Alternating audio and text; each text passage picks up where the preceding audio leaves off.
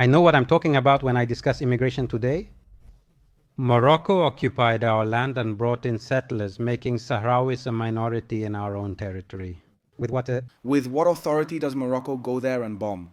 That is to say, the United States and France are the powers that have enabled Morocco to carry all this out. Morocco is one of the few countries in the world, if not the only one, whose constitution does not establish borders. The immigration coming from Morocco is not something that happens by chance because there is pressure or there are a lot of people in Africa who want to migrate here to Europe. But we saw that besides that, Morocco uses migrants as a geopolitical weapon. The reports issued by the National Intelligence Center have consistently shown that Morocco is Spain's #1 enemy in the region. Morocco collects information from all mosques in Spain, with nearly everyone working for Moroccan intelligence services. What does this mean? Everything happening in mosques? Who's more or less radical? Who's planning something? What's happening? Morocco also threatens to cut off the flow, meaning if you don't comply, they'll stop it. Suddenly, things will happen in Spain. Jihadist groups will emerge and you'll have no information. Only 2 borders are fully closed, North Korea, South Korea, and Algeria, Morocco.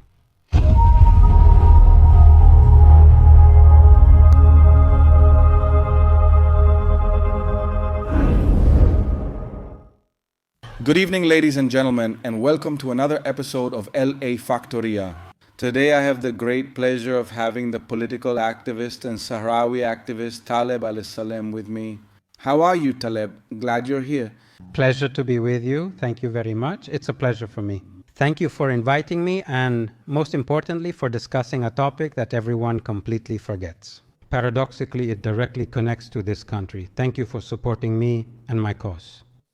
It has a direct link to this country and, as we discussed earlier, also to some geopolitical issues we're facing with Morocco. But we'll talk about that later. I want to know, Taleb, tell me a little bit. What brought you to the point where you are now? You're a well-known political activist, often called by television shows. In fact, after this program, you have a live connection with Cuatro. What made you so influential on the Sahrawi issue? That's an interesting question to start with.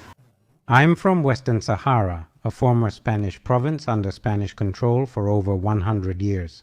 It's actually regarded as Africa's final colony, awaiting decolonization. In the 1970s, Spain gave the territory to Morocco instead of granting independence to the Sahrawi people. Morocco didn't enter peacefully. They bombed cities, forced people out, and tried to wipe them out. And my family was forced to escape from Western Sahara under Moroccan bombing and flee to Algeria to live in refugee camps, hoping that this will be resolved. I was born in those refugee camps. My mother said they believed they'd only be in the camps for a few days before returning home to Western Sahara. I am the 3rd generation born in the Sahrawi refugee camps. And later I came to Spain through a program that brings children from the refugee camps to spend the summer here with Spanish families. I stayed when I was 9 years old, first with a Spanish family, then with my biological family. What happens if you're born in a refugee camp during a political conflict?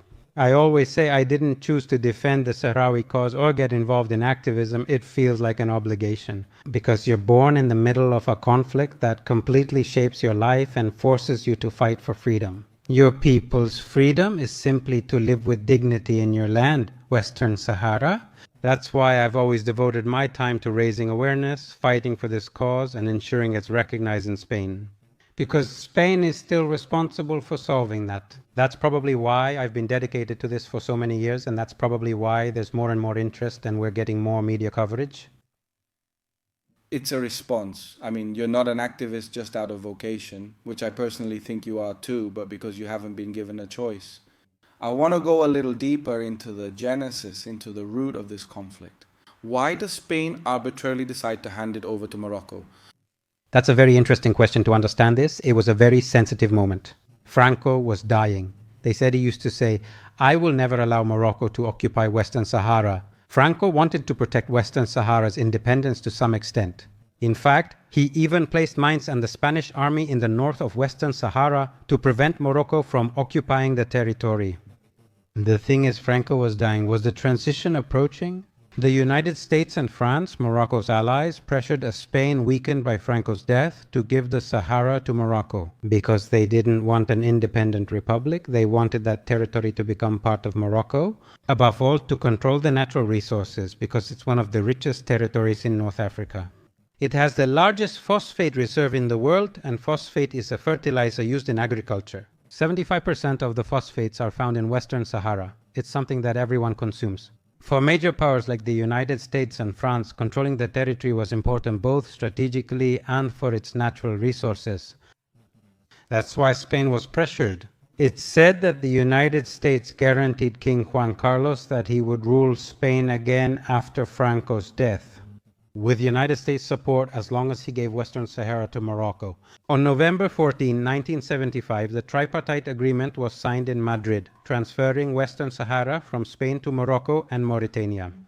And this, the United Nations does not declare it valid? No, the United Nations quickly declared it invalid and said it won't be valid until the Sahrawi people vote in a referendum. Decolonization won't be valid whether they choose to be Spanish, independent, or Moroccan. Which is very interesting, and legally speaking, Western Sahara is still considered Spanish territory to this day. Civilian planes now need permission to fly over Sahrawi airspace. They don't ask for permission from either the Polisario Front, which represents the Sahrawi people, or from Morocco, which occupies most of the territory. They request permission from Spain because the United Nations lists this territory and airspace as Spanish. Is it a Spanish protectorate or actually Spanish? It's Spanish. It's a territory whose administering power to this day is Spain. That is, Spain is legally considered the administering power of the territory. So what is it? I like activism as long as I see that there's a viable solution to solve the thing you're doing activism for, if you'll pardon the redundancy. What do you think is the end of this? How can Spain help the Sahrawi people when it is its legitimate duty to do so? But as of today, what it seems is that we have completely betrayed our duty, our heritage, our history, and also, obviously, the Sahrawi people. It's very easy. The key is in Madrid. That is to say, if a government comes to power that truly has the courage to confront Morocco to solve this issue, it can do it. It would actually be very beneficial for Spain economically, since Spanish is the second official language in Western Sahara. There is a lot of Spanish culture within Sahrawi culture, and there is a strong connection with Spanish society. We are a population that barely reaches 1 million inhabitants with an immensely rich territory. People talk. Some economists say if Western Sahara became independent, it could be Africa's Dubai due to its small population and rich territory. The first to benefit from, let's say, supporting this republic and investing in the construction, the building of this republic, would be Spain. It's our natural ally because of history, right? No government has wanted to solve this issue so far. I won't go on too long, but I'll give a practical example. For instance, Portugal faced the same situation, but took action. There is a country called East Timor, which was a Portuguese colony, and Portugal, instead of granting it independence, handed it over to Indonesia and left. The people of Timor fought for many years and so on, until in 2002 a new government came to power in Portugal.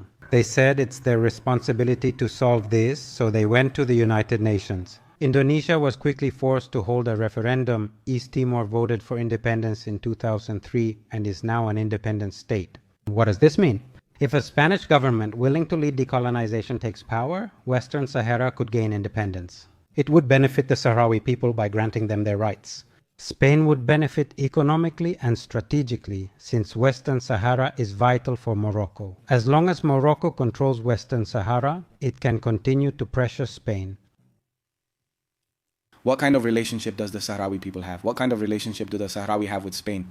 Nowadays, modern progressivism has this false belief that everything that was a colony was pure abuse, pure mistreatment, pure resource extraction. But listening to you speak, what I see is that you long to recover the bond with those evil Spanish colonizers. In fact, you demand that they take responsibility and take action so that your people can finally be free. Look, there are two sides here. There was a part where Sahrawis and Spaniards lived together while the Sahrawi was Spanish. And there is a legal responsibility that to this day Spanish politicians especially have to fulfill about that colonial coexistence. I have to say that it wasn't very violent. In fact, there was coexistence between Sahrawis and Spaniards, and this is very important. There are many Spaniards who, when Spain left, decided to stay to fight with the Sahrawis against Morocco. Many of them lived with us, even in the refugee camps. Even though the Spanish governments and politicians have abandoned the Sahrawi people, we have always had a very strong relationship with the Spanish people. And this is very important. In Spain today, there are very few topics on which everyone agrees. From the most progressive to the most conservative, the nationalists, absolutely everyone. In the latest surveys that have been published about the Sahrawi issue, you find that from the most conservative to the most progressive, everyone supports the Sahrawi people. That's why there's a social connection between Sahrawis and Spaniards. As a child in the refugee camps, I always saw white people. They were Spanish aid workers who came to help, teach classes, and assist in hospitals. That's why the connection always existed. Is it true that in the last years of colonization or Spanish presence, Morocco was already claiming the territory? The Sahrawis began to rise up. That is, we want independence before Morocco comes to invade us or before you hand us over to Morocco. And it's true that there was a harsh response from the Spanish colonial forces at that time. And there was a clash. It was one of the first clashes, but this happened among the last ones. A clash between the Moroccan forces and the... No. There was a clash between the protesting Sahrawi people and the Francoist forces at that time. Yes, it's true, they responded brutally against the Sahrawis who were demanding independence. And that was, let's say, the breaking point of a coexistence that had lasted 100 years. But as I said, there was and still is a social connection that has remained from back then until today. Recently, I was invited by some military men who have an association. And they were military men who spent many years in Western Sahara, and they have an association. They recently held a meeting in Malaga and invited me. Many military men who served in the Sahara attended. And they don't talk about Sahrawis, they always talk about our Sahrawi brothers. So, I believe there is a real bond that still exists to this day.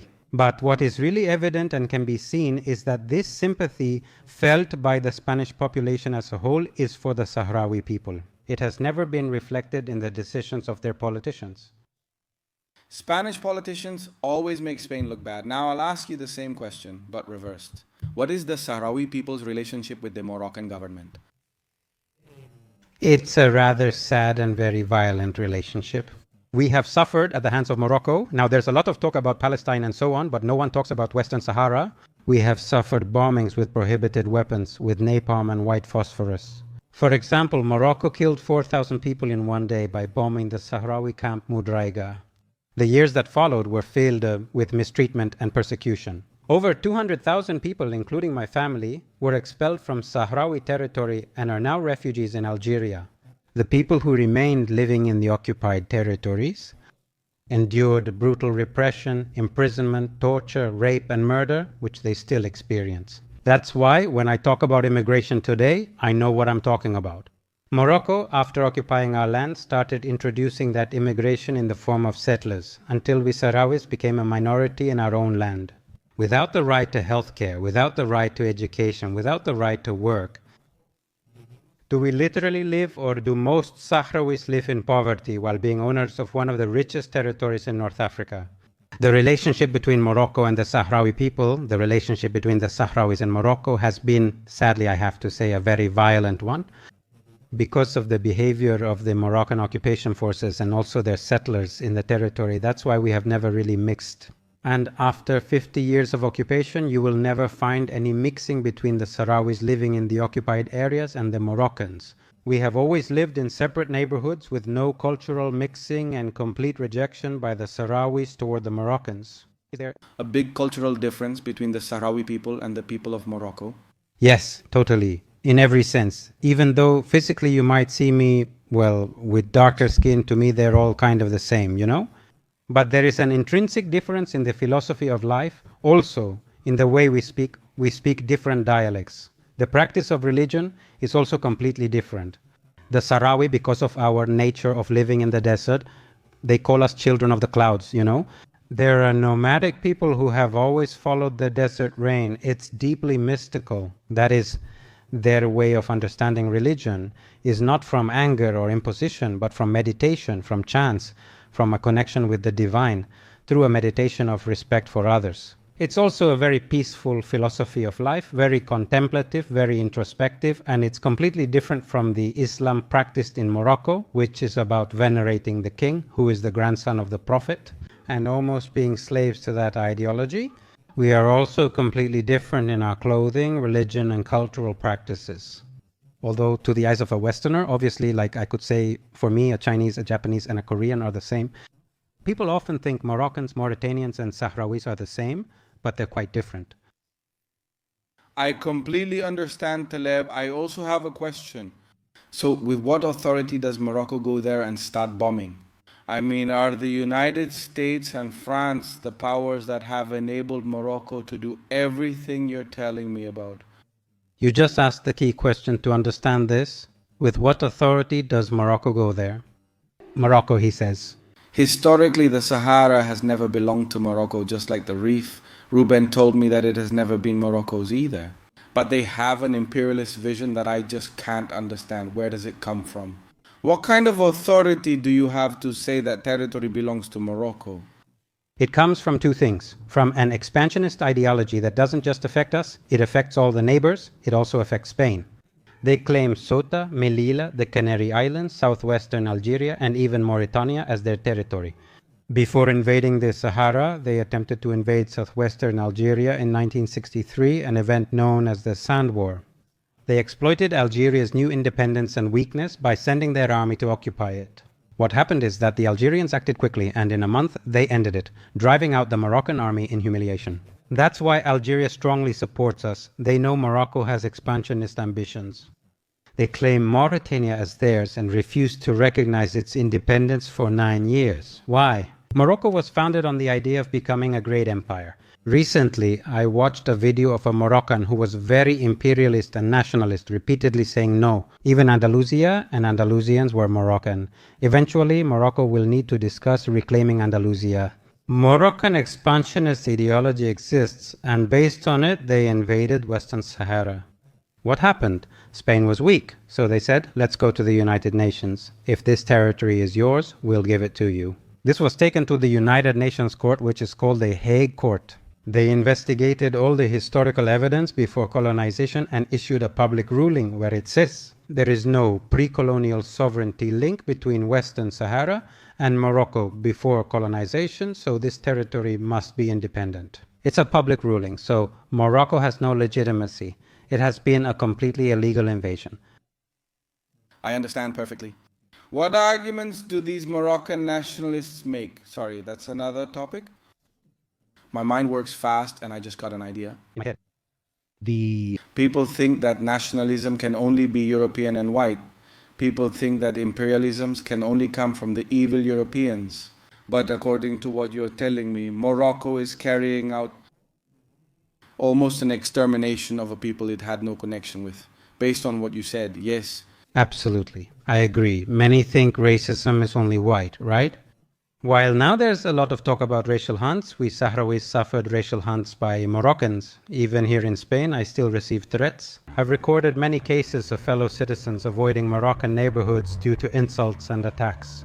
It's racism just for being Sahrawis, right? So what you're saying is completely true. Morocco is born from a deeply colonial, deeply imperialist ideology that threatens all its neighbors. This is important to understand. Until Spain realizes Morocco threatens all its neighbors, the issue remains.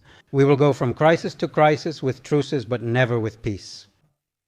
I have a very important question. Why do you say that Morocco was born under the imperialist premise?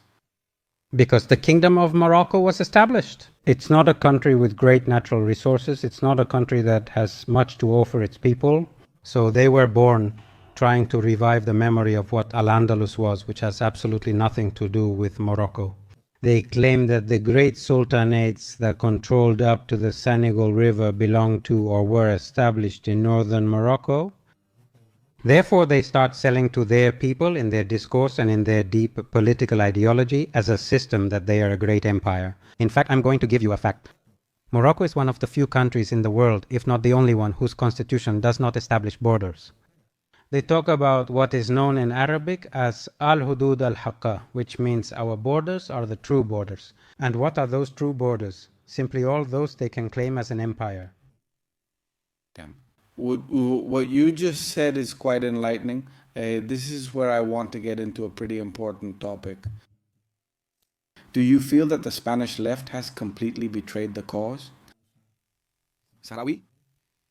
Yes, I think it's a betrayal. In fact, it's one of the most despicable betrayals we've ever seen. Because there's an interest in taking advantage of the cause only to betray it later in the most humiliating ways. I always say that I prefer a right wing, maybe one that doesn't promise me anything. They say, look, I don't care. I don't care about Moros killing each other in Africa. I'm focused on other issues. At least they're honest, and I expect nothing from you. It seems much clearer to me than someone who comes to show solidarity with you, to your protests. They visit the camps and take photos with the children. They promise during election campaigns to address decolonization once in power, and you put all your hopes in that. Well, I'm going to support these people who are promising me a solution. Once in power, they end up supporting Morocco the most. They support it militarily, economically, and politically, so that it continues carrying out that occupation and continues committing that genocide. And unfortunately, it's a betrayal that has been repeated over the years. With Felipe González, then with Zapatero, and now with Pedro Sánchez. And all the satellite parties that surround the Socialist Party, such as Podemos, Somar, or Izquierda Unida. This is where a very key point comes in. What happened when they met with the leader of the Polisario Front in Spain? And Morocco opened the borders of Ceuta and Melilla. I think that was the biggest proof that immigration coming from Morocco is not something that happens by chance. Is it due to pressure or because many Africans want to migrate to Europe? But we saw that, besides that, Morocco uses migrants as a geopolitical weapon. That has been proven there. Leader of the Polisario Front and Sahrawi Republic president. We've established a republic, control 20% of our territory, and are recognized by over 55 countries. We are part of what is the African Union, which is like the European Union. We are a member state of the African Union.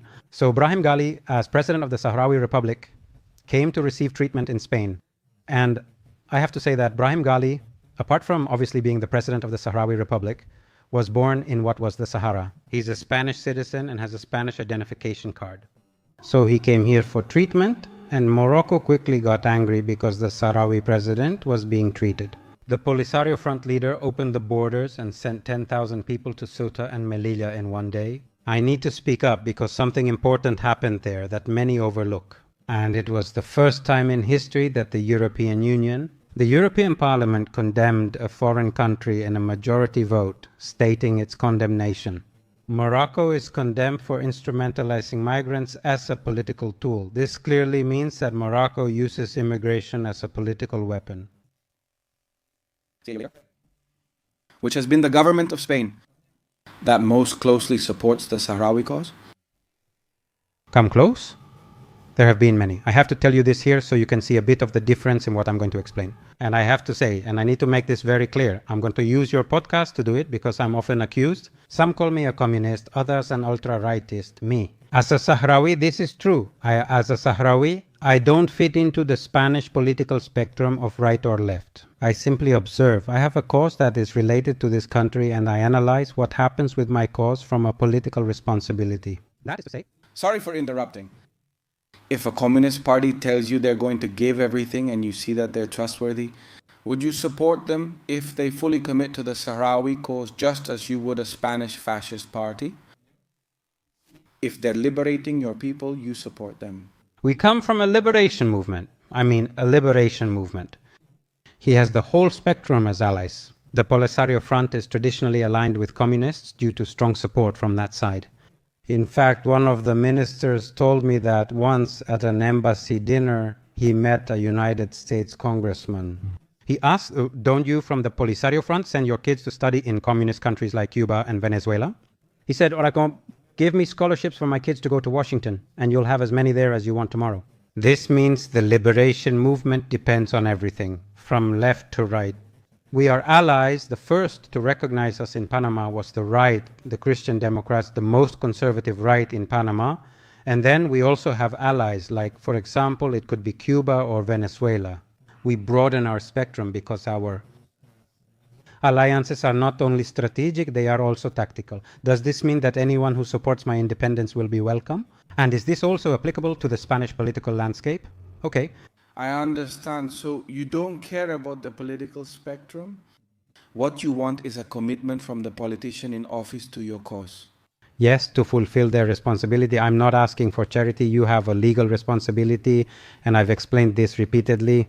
Now, I've been living in this country for years. I'm Sahrawi, Spanish, because I've grown up here since I was very young. As a Spaniard, I know I must follow the law, pay taxes, and obey the Constitution. If I break the law in Spain, I get fined or jailed as applicable. So there is international law.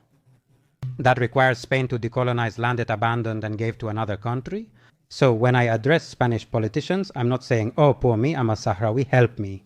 No, I'm not asking you for charity. I'm demanding a right, that is, to comply with the law that obliges you to decolonize.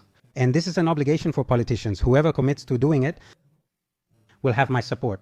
I also have to say, in answering your question, which co-government did you say was closer or gave more support? I'm going to give you two examples.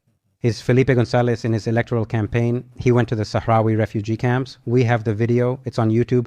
Just search for Felipe González's speech in the Sahrawi. And he said, both I and my party will stand with you until the final victory. He promised to begin decolonization once in power. Felipe González came to power, and his first visit was to Morocco with King Hassan II, whom he began to support militarily. When Hassan the King bombed the Sahrawis, in other words, a 180-degree turn towards supporting the force that was occupying us. Typical of a politician, he goes to the Sahrawi camp, but behind the scenes he gives weapons to the government that's going to bomb them. To the people that I have sworn to defend. Exactly. Then there's the government of Aznar, which in practical terms was perhaps the one that came closest to resolving the Sahrawi issue. This occurred because of what happened on Perejil Islet and also sparks an interesting debate. Many people ask, aren't you conspiracy theorists for talking about Morocco invading Ceuta and Melilla? How dare you? Well, they invaded a territory? Spanish? Exactly, that's the point. What happened with Perejil Islet? Starting from what I explained earlier, Morocco's expansionist ideology includes long-standing claims over Ceuta, Melilla, and even the Canary Islands. Their political discourse claims it's Moroccan territory occupied by Spain, so they're just waiting for the right moment to take over these territories. In 2002, Morocco sent soldiers to Perejil Islet, a tiny island, as a way to test the waters. If they took the islet, they would raise the Moroccan flag. And if there hadn't been any response from Spain, I'm completely sure that the next step would have been to invade Ceuta, Melilla, and even one of the Canary Islands. But since the action taken by the Spanish Ministry of Defense at that time under the government of Aznar was very swift, it was stopped. The magazine interviewed the soldiers. The Moroccans were humiliatingly taken out with bags over their heads, their flag removed, and the Spanish flag raised. I must point out, and many Spaniards should know, that the United States is not an ally of Spain. In a Spain-Morocco conflict, it would likely support Morocco. I recently saw the Minister of Defense during Aznar's term. In an interview on Antena 3 Dum's Espejo Público, he said he had called the United States to ask them to give Perejil, Ceuta, and Melilla to Morocco. The minister literally said, we sent them to that place that starts with M. Aznar then strongly responded to stop and cut off Moroccan expansionism aiming to occupy Perejil Island. And others too, Ceuta, Melilla, even the Canary Islands. What's happening?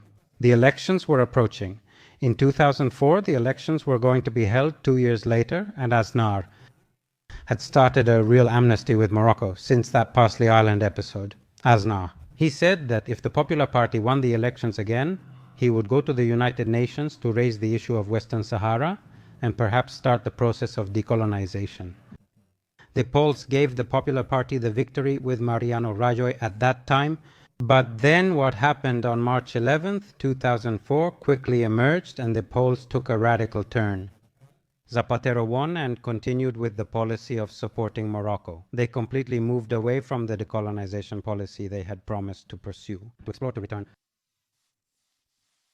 I'm going to get into a bit of a conspiracy topic. Do you think the Pegasus issue, the 11M issue, has anything to do with the whole Western Sahara issue? I think Morocco has a hand in all the major episodes and all the major crises that Spain has had in the last 50 years go on. I'm not going to answer directly because that would also get me into trouble, but it's no secret to anyone. As I explained to you before, the territory of Western Sahara is a very rich territory, very important strategically and economically for Morocco. The one who has the legal administration of that territory is Spain, which is why Morocco always has to keep Spain under control. If Spain reaches a point of economic and political prosperity that gives it power and allows its policy to be strong, with Morocco even reaching the point of raising the issue of decolonization of Western Sahara, Morocco will never allow that. Morocco will need a subdued Spain, a submissive Spain, a completely weak Spain. That's why I mentioned earlier that Spain was politically and economically strong under the Aznar government. And this is no secret to anyone, nor is it any kind of political stance. Then suddenly what happened in 2004, Zapatero and the Socialist Party came to power, right? Discussing the relationship with the Socialist Party of Morocco would also be interesting. The Socialist Party's rise to government always means full submission to Morocco. The Socialist Party's submission to Morocco is an interesting topic. Please elaborate on that for me. Well, starting with Felipe Gonzalez, as I told you before, currently, after obviously the years he spent governing, and full support for Morocco, economically, politically, and militarily. He was given a mansion by the royal family. I don't know if he still has it or sold it, but he received one in Tangier. He was decorated by the King of Morocco, that is, almost like an agent who is honored for his services to the kingdom. Later, Zapatero received the report about Zapatero. I also urge this country's journalists to investigate Zapatero's ties to Morocco. Zapatero frequently visits Morocco to give highly paid lectures that justify Morocco's occupation of the Sahara, claiming it should belong to Morocco. We don't know how much those lectures are paid or through which tax haven. All we know is he has a close relationship and has been lobbying for Morocco for some time. We're talking about former Minister Marila Trujillo. She was a minister under Zapatero. She lives in Morocco, and this minister even went so far as to, this is available and can be looked up. She said both the Sahara and Ceuta and Melilla should go to Morocco. She was a former Socialist Party minister in Spain. We're discussing Jose Bono, recently mentioned in the press. He bought I don't know how many apartments, and just before buying these apartments, he had been in the occupied Sahara with the Moroccan authorities whitewashing the occupation. We're discussing former Justice Minister Aguilar, now a socialist member of the European Parliament and a leading lobbyist for Morocco in the European Parliament. We're talking about Pedro Sanchez back in 2002. He acknowledges Morocco's sovereignty over the Sahara, which is why there is a personal relationship between the Socialist Party and Morocco. And this not only goes against us, the Sahrawis, or our rights and so on, but it's also an attack on the very sovereignty of the Spanish state itself. When you support an expansionist state that sanctions you, considers you an enemy, claims your territory, and receives your political, economic, and military support, you're basically shooting yourself in the foot. In other words, you're feeding a beast that will eat you tomorrow. That's what the Socialist Party is doing, not only betraying the Sahrawi people, but also betraying the Spanish people. This is where illegal and mass immigration come in. To what extent is Morocco interested in an insecure Spain? A Spain full of Maghrebis, full of Moroccans, many of whom in a possible conflict between Spain and Morocco would side with Morocco.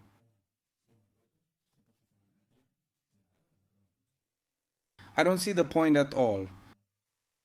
Having fifth columns within your own territory given the current geopolitical tension. But even so, the Spanish Socialist Workers' Party, no matter what it does, will always have support from that group. Sheep. But going back to the point, to what extent do you think immigration is the main weapon of conquest for the Moroccan state? Weapons are one issue. Drug trafficking is another that hasn't been discussed, as well as the Strait of Gibraltar. Many drugs enter and spread across Europe. In Morocco, Belgian and French journalistic investigations suggest the king and his family are directly involved in drug trafficking. They profit greatly from drug trafficking, especially through the Strait of Gibraltar. That's another weapon that Morocco has. But immigration is their main weapon, and it's very important to understand how Morocco uses this immigration. They use it in two phases. And a lot of people don't know this, but Royal Air Maroc, which is the Moroccan national airline, has very cheap flights. Then it doesn't require visas from African countries experiencing conflict or famine. What does this mean? Where people are eager to leave, and it provides cheap flights if they don't need a visa to reach Morocco.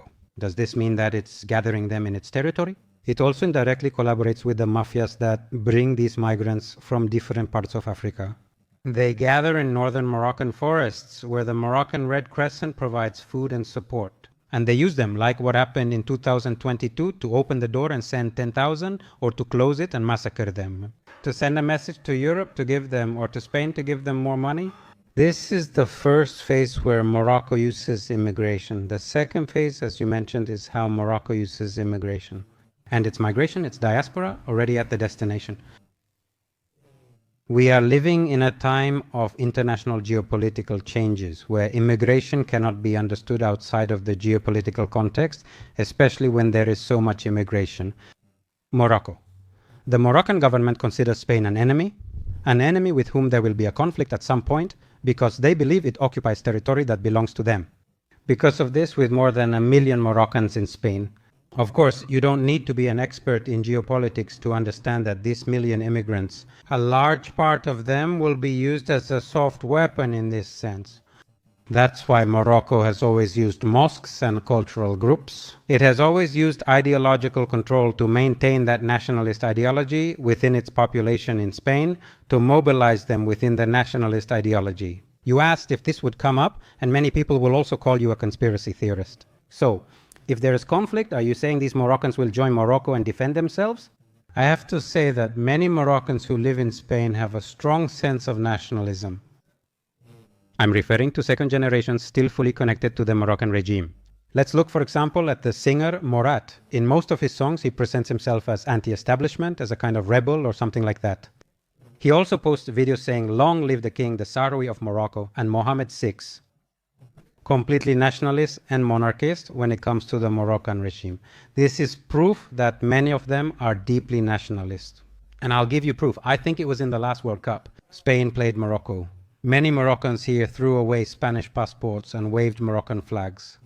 Therefore, Morocco has absolute ideological control over its diaspora, which it mobilizes in different areas.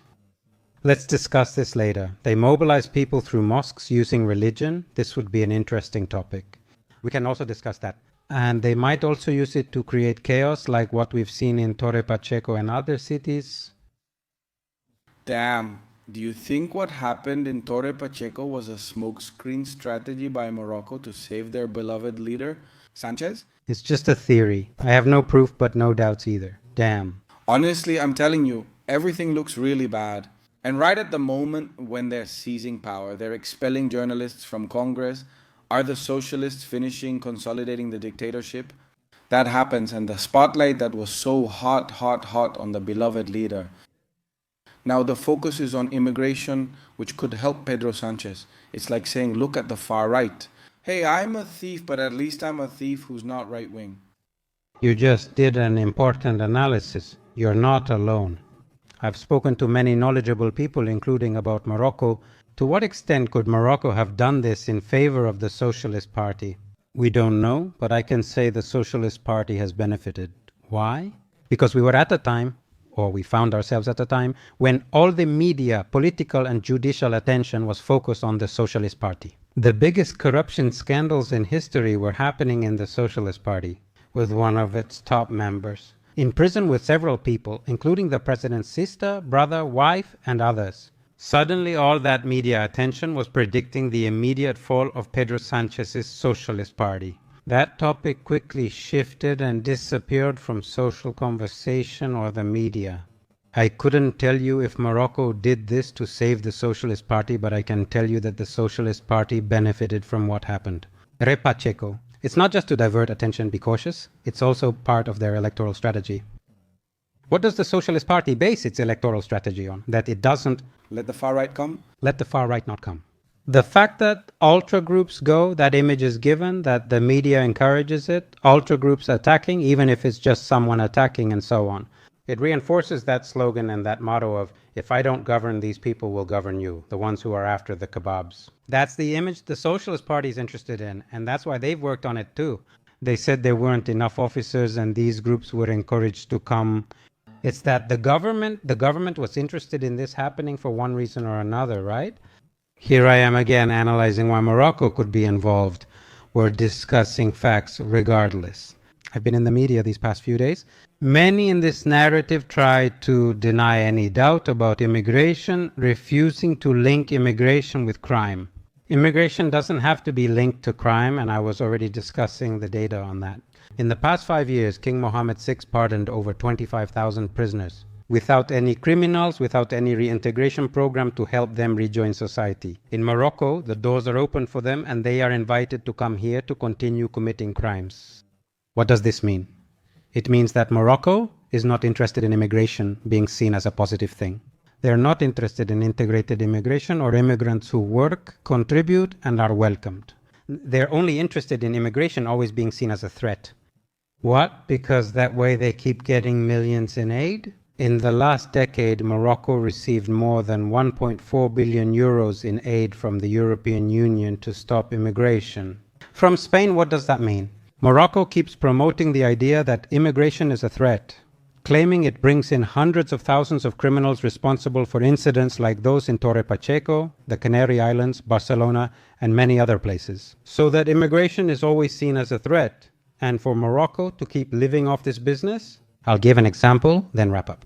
It's like big pharmaceutical companies. They release the virus, then sell the antidote. Morocco does the same thing. First, they send out that immigration. They put a lot of criminal elements in it to create chaos. And then they tell you, give me money to stop that migration. I want to talk about Pegasus. I want you to tell me why. The Partido Socialista Obrero Español is so servile with Morocco. What do you want? What do you think is the reason behind this? I can't imagine there's no blackmail, hidden information, or something forcing them to do this. That these people would submit themselves to such levels with a geopolitical enemy, you can say it openly now. And I want to make it clear that this isn't for a message to integrated Moroccans here. I know one, my friend Moha, who sometimes gives me rides. He said that if there were a conflict, he'd fully fight for Spain. And I have many friends who I know would side with Spain in case of a conflict. I mean, this isn't about all Moroccans, not by a long shot. Here we're talking in geopolitical terms. And you have to be very naive and very innocent, knowing everything we already know. That Morocco is not our geopolitical enemy, really, and I'm not a naive person. Reality can please or disappoint us, but we must accept it. All the reports issued by the National Intelligence Center, the Spanish Intelligence Service, by high-ranking members of the army. Now, in reserve, his publications, his books have repeatedly stated that Morocco is Spain's #1 enemy in the region. Also, Spain's last armed conflict was with Morocco, because the Moroccan discourse is a hostile discourse against Spain, because the Moroccan actions are hostile actions against Spain. Due to Morocco's efforts with immigrants, including Spanish nationals of Moroccan origin in Ceuta and Melilla, the work they are doing is brutal. I'm also going to give you another fact, and this is very important, and many people don't know it. He says to you, have you asked about Pegasus? Why Spain? Or Why the Socialist Party is subdued? It's not just Pegasus. Pegasus is one of many things, right? I believe Morocco uses two methods to control the Socialist Party. And one is blackmail. Pegasus uses information control and buying people's will. Bribery. That is, I'm going to try to bribe you, I'm going to try to buy you, and so on. If I can get it the easy way, fine, you'll be at my service. If not, I'll get it through blackmail. For example, Pegasus, but it's just one of many things. I believe this began earlier, and also recall 2004. We might also find data Morocco has about what happened then, including who collaborated in the 11M. If that information were released or became known, I believe it could mean the end of the Socialist Party. So Morocco has a lot of accumulated information. It has many people bought within the Socialist Party, but there's another thing, Morocco is not stupid. I've said before, they want control over Spain and always prefer it weak. They know the Socialist Party, which they fully control, may lose power someday and be replaced by another government. So they also have tools of power, which are no longer just immigration, over possible governments that might rule if it's not the Socialist Party. This isn't talked about much because it's also a rather sensitive topic, which is what's known as cooperation in the fight against terrorism. What does this mean? The flow of information that Morocco gathers? In all the mosques in Spain, which are practically all controlled by Moroccans, and almost all of them work for the Moroccan intelligence services. What does this mean? Everything in the mosques, who's more or less radical, who's planning something, who has hinted that they'd like to do something. I'm talking to you in terms of jihadism. Morocco has all that information. It reaches the Moroccan intelligence services immediately. The Moroccan intelligence services keep sending that information to the National Intelligence Center. It is known that there is cooperation in terms of information about fighting terrorism. What's happening? Is Morocco also threatening to stop that flow? In other words, the moment you don't submit to me, this applies not only to the Socialist Party, but to any government. If you don't submit to my decisions or my interests, I cut off that flow. And suddenly things will start happening in Spain. Jihadist groups will start to appear, and you won't have any information because Spain doesn't have that information operation that intelligence services have. And this is also of utmost importance. And this is what you were saying, that it was a very interesting topic to touch on the subject of what happens inside the mosques, right? Yes, because it's not just the information they gather, but also, and I have always insisted on this, the sermon that is given every Friday in each mosque. Or does Morocco also have control over whether that sermon is more radicalized or less radicalized? There's a big difference between an imam urging peace and unity versus calling for violence against infidels. I'm not saying that obviously all Muslims are going to follow that message. Of course not. The vast majority won't. But there can always be someone unbalanced who does, someone in whom that message does take hold. Therefore, Morocco, through its control over the mosques, has the power to radicalize or de-radicalize the Muslim population, especially Moroccans in Spain. This is very serious because from being more or less radical, more cells can form that may commit terrorist acts. Wow, it's a very complex issue, and truly it's so complex that sometimes the only solution seems to be a radical reaction. How? If maybe I were the president of Spain, how would you react to Morocco? As president of Spain, would I first grant Sahara independence? I understand and respect it. Doing a complete geopolitical analysis. Yes, I get it. I'd ask you to make the joke, but no, not for now. It's not a joke to me. I appreciate your honesty. I'd do the same in your place. We'll do it. I think what we need is someone who treats Morocco with the same firmness. We have, for example, the case of Algeria. There are only two completely closed borders in the world, North Korea and South Korea, and Algeria and Morocco. Algeria, it responds to even the slightest attack from Morocco. It has cut off and closed the borders for more than 20 years. Algerian airspace is fully closed, prohibiting all Moroccan planes from flying over. Algeria is Africa's largest country by area. That's why Morocco has to juggle its flights to reach the rest of the world. Answer. If Morocco makes even the slightest move at the border with Algeria, Algeria quickly responds with a maneuver of its own. The answers are clear. The media attacks are constant. We need to respond with the same forcefulness. Therefore, I believe that Spain also has control and pressure tools that it could use against Morocco. For example, a large part of Morocco's economy is based on agriculture and all the goods that are sent to Europe. 98% of that agricultural merchandise coming from Morocco to the rest of Europe passes through Spain. Tariffs of 30% or 50% may be imposed, and access could be cut from 98% to just 20%. Would that suffocate the Moroccan economy? These are pressure tactics that Morocco has over Spain. Another is mass deportations. That is, the moment you send me 10,000 people in the same day, I'm going to send 10,000 people back to you. And what's more, I'm going to punish you. I'm going to impose, let's say, a tax on Moroccan companies operating in Spain, for example. That's why there are many ways in which Spain can respond to Morocco on equal terms. But what we see, and that's what I would do, of course, is firmness, I said. The other day I was asked on a show, but is Morocco really strong enough to attack Spain like this, to control it and so on? Is it really, after all, a country from what is known as the Global South, an African country? How can it have so much power? I said Morocco isn't particularly strong. Spain is just very weak. Spain needs to stop being so weak. I also want to delve into a topic that I find extremely important. Recently, I saw an Instagram reel of Hassan Dey being interviewed by a French journalist.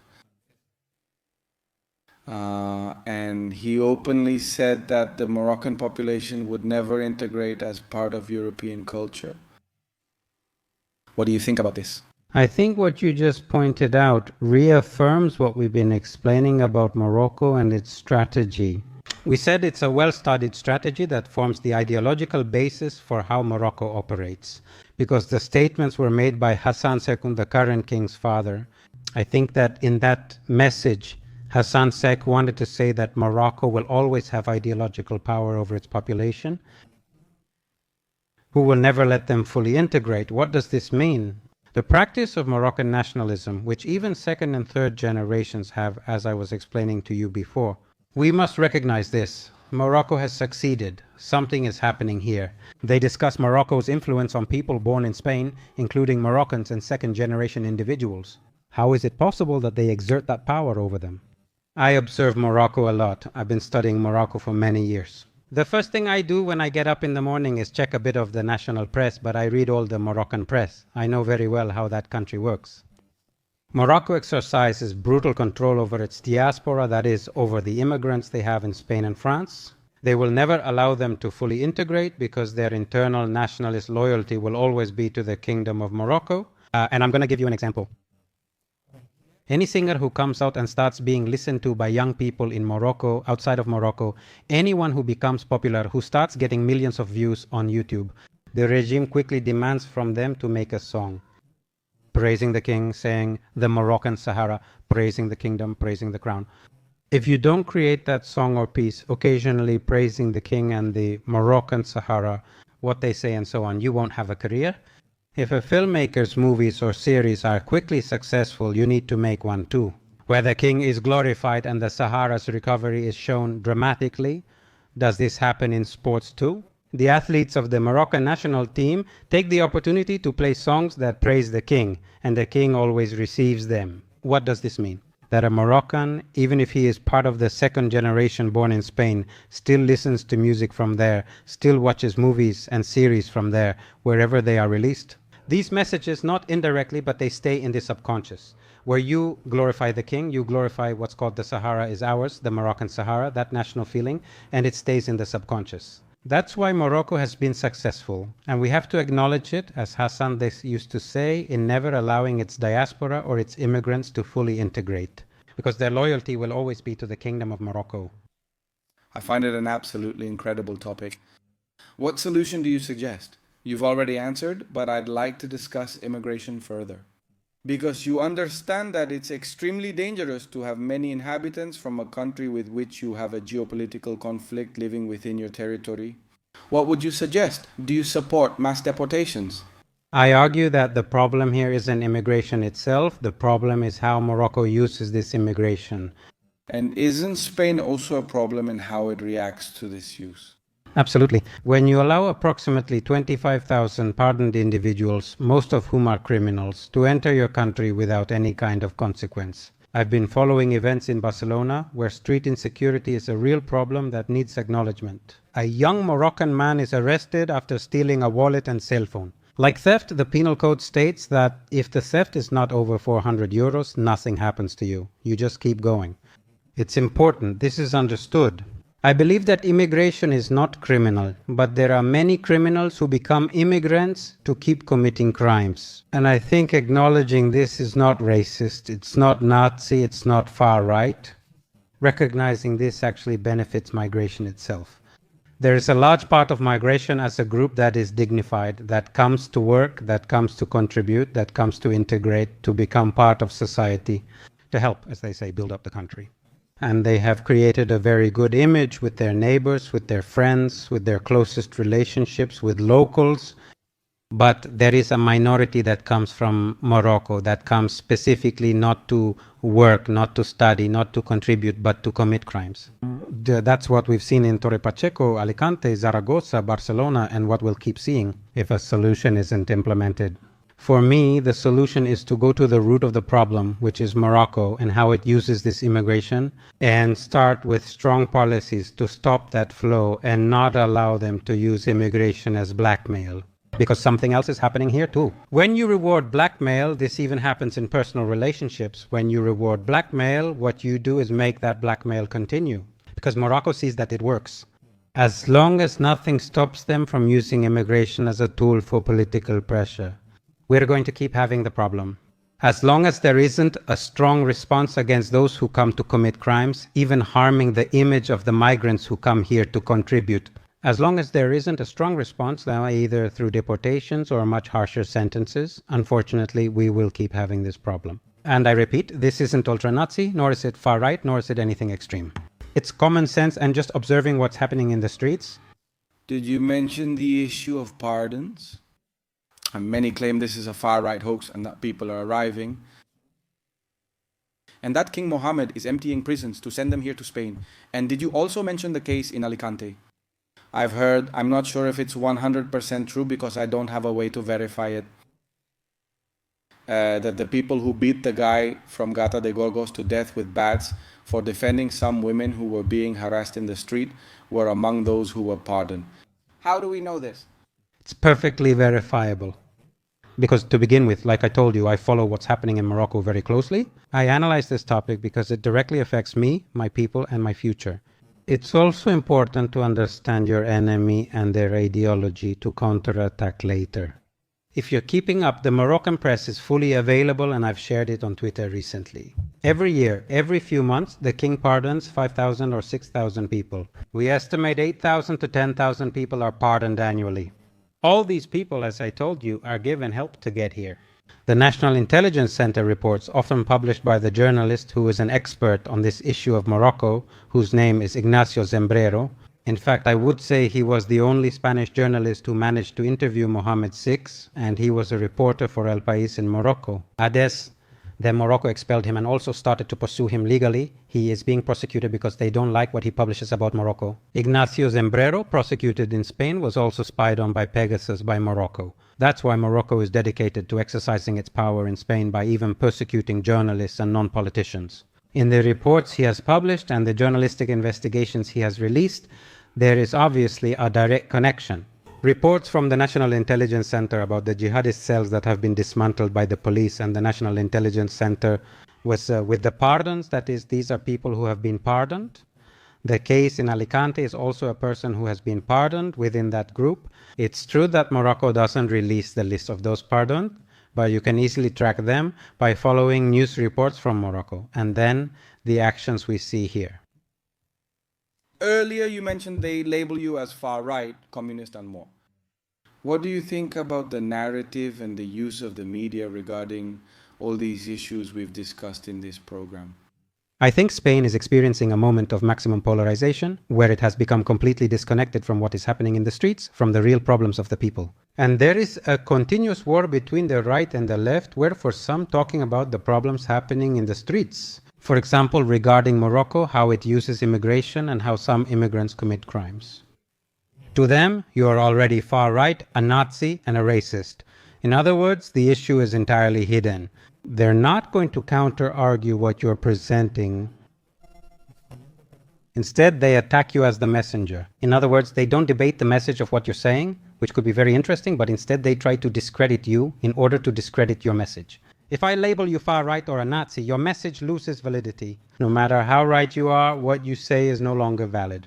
And on the other hand, we also have the far right, which often takes advantage of this void. They push their ideology by accusing everyone of being a communist. Maybe there are very radical speeches that lump all immigrants together, saying they all come to commit crimes, they all come for that. So we live in this constant polarization. I think this harms Spain. And Spain's enemies like Morocco enjoy seeing it this way. Because as long as it stays in this debate, in this toxic ideology of you're far right, you're a Nazi, you're a communist, if people's problems aren't solved, Spain will stay at its weakest point. But I'm going to ask you a question. Don't you realize that this way of acting, so low, isn't it just from one political side? It comes from the media and the current government. I mean, it's not that coexistence in Spain has broken down because some started accusing others of this or that. Coexistence has broken down a bit. Since any narrative from parties like Vox or South means the party's over, to the vice like Roberto Vaquero, like Rubén Gisbert, anyone who pushes back even slightly against the status quo, media outlets funded by the Partido Socialista Obrero Español. I'm also including the PP here, the disgusting Partido Popular, do you see? insulted, attacked, called far right, and so on. So this polarization comes because people have completely lost trust, especially the new generations in the media. Do you think this interview I've done with you here would have been possible on television? Not at all. In fact, we need to support more media that broadcast over the internet through podcasts and so on. I'm more interested in that and usually give them priority over mainstream media. 8 interviews, including one with La Sexta, where we recorded over 40 minutes, but all my government criticism was omitted. They showed the part where I say the camps are getting help and everything is fine, right? So, of course, there's that. Has happened to you? You? Yes, it's happened to me directly. Of course, there is absolute and completely political and ideological control over the media, and of course it is the media that tries to impose a narrative. I'm going to tell you something. From the left, from the Socialist Party, from the parties that call themselves left-wing, that surround the Socialist Party, there's a lot of talk about the Nazis, the far right. There shouldn't be any other discourse in the media that contradicts what they say, what they think, what they believe. And I think paradoxically, there's nothing more Nazi than that, because that's called authoritarianism. When you exclude everyone who disagrees with you, you're acting authoritarian, which stems from fascist ideology, right? Maybe those accusing others of being fascists are actually the most fascist themselves. The point is that a law has just been passed here in Spain that prohibits the entry of far-right agitators. That opens a very murky, very dark can of worms, and a paradigm where who is going to decide what is far-right and what isn't. Who is going to decide that you are an ultra-agitator? So you can't ask questions. Is Partido Socialista Obrero Español going to decide that? Is PP going to decide that? There's just no way to make sense of it. Are we, in Spain, actually entering a dictatorship? Exactly, that's my point. Did you just mention something? I've lived here for years. I observe and say this is unworkable. Who gave you the right? Who elevates you morally? To judge what is far right? Who is a Nazi and who isn't? Who gives you that power? Huh? Who? Has the right to ask questions? To politicians? Absolutely. Or to judges, who often judge from a moral high ground. To say, no, this one is far right, we have to listen to this one is our reference, this one is not. Who are you? Why is your opinion worth more than everyone else's? And here we go back to what I told you. They are deeply supremacist, you could say, because they place themselves morally above everyone else. And unfortunately, they end up exercising an authoritarian policy over everyone else, which is basically also one of the definitions of a dictatorship, which is what you just said.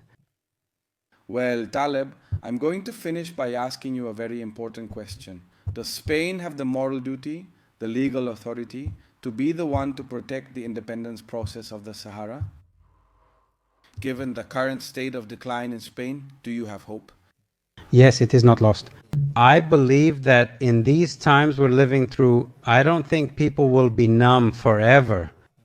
I believe in revolution, I believe in the people, I believe in change, because I've also seen that the great revolutions that have succeeded in the world weren't because they had big media outlets or powerful weapons or major support, but because there was popular resistance that persisted and made itself known to force the victory of their struggle.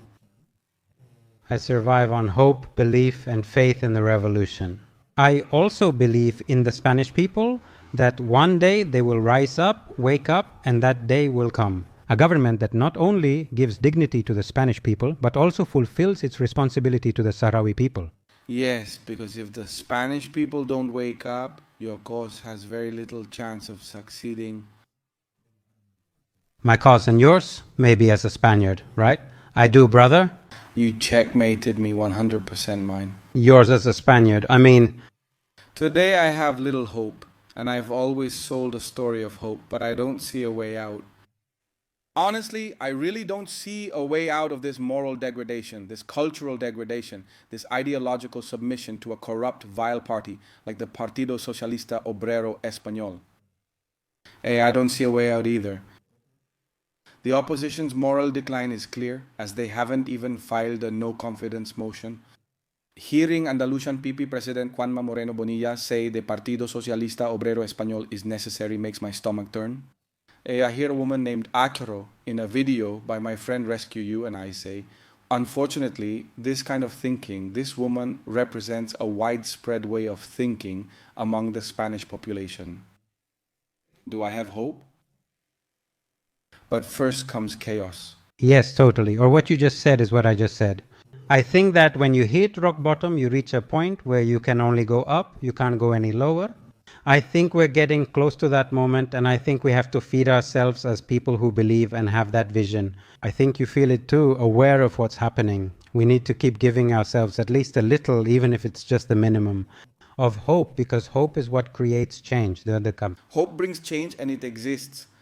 But what do you think about the solution that all good Spaniards, and I call good those people who pay taxes, who work, above all, I especially call good those who contribute the most to society. They are the ones who have companies, who produce, who are self-employed entrepreneurs, whom this country has absolutely suffocated. I just left the quarterly tax meeting and I'm in a bad mood. There's no way to handle it. I now support a mass exodus of Spaniards. I think the exodus could also serve as a form of protest.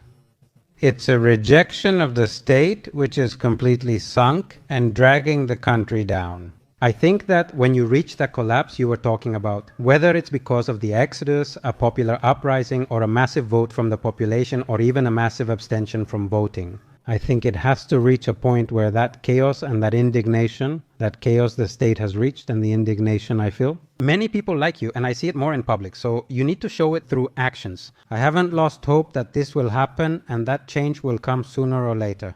Because you can't live forever in a lie. That is suffocating the country and the Sahrawis while inviting foreign forces like Morocco, an enemy, that is working here like Pedro in his case.